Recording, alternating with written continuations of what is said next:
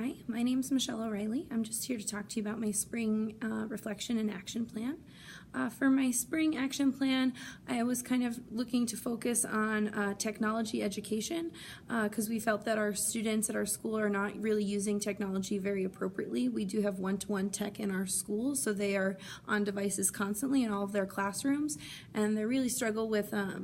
making that transition to using technology appropriately or using it at home in a more relaxed environment, and just making sure that parents understand how they could support their students in that. So one thing that we did have happen was we had a day where parents were able to come to school with their students, and during that day I kind of focused my lesson in class on tools that we were using in math class, like the appropriate apps that they were using. Desmos, for example, is a graphing calculator app that is a really awesome free resource that students have open to them as for technology. Especially where a graphing calculator, like a traditional TI graphing calculator, is going to run a family in easily the hundreds of dollars. So this free app that most students can download on their smartphone is definitely a great appropriate use for technology in math. So I really enjoyed having that day where we were able to make connections with parents, and they got to come and actually sit in class with their students and experience what their students were experiencing on a daily basis. I also tried to, throughout this semester, increase my parent communication at home. I didn't write that explicitly in my action plan, but I found that I was not communicating as frequently or as clearly as I could be with parents and families, so I just was trying to support that a little bit better if I could.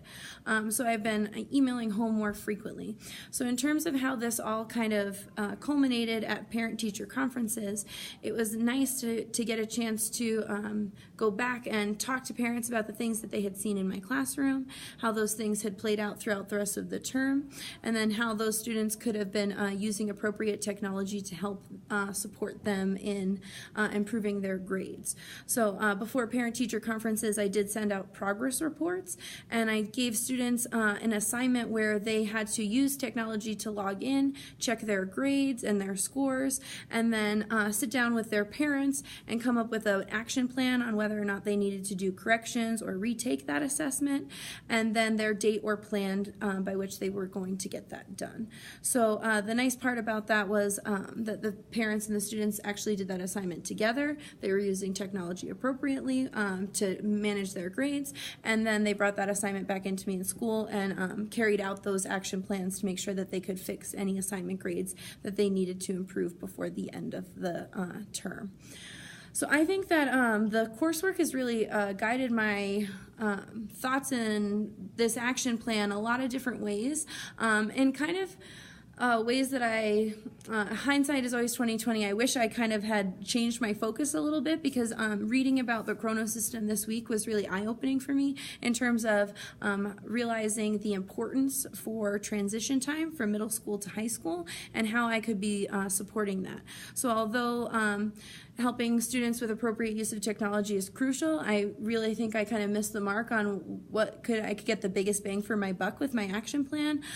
because I really think I should have probably focused more on helping students make the transition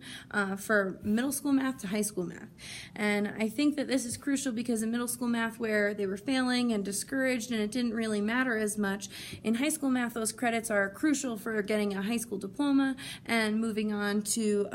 their future, meeting those basic job requirements with a high school diploma or a GED.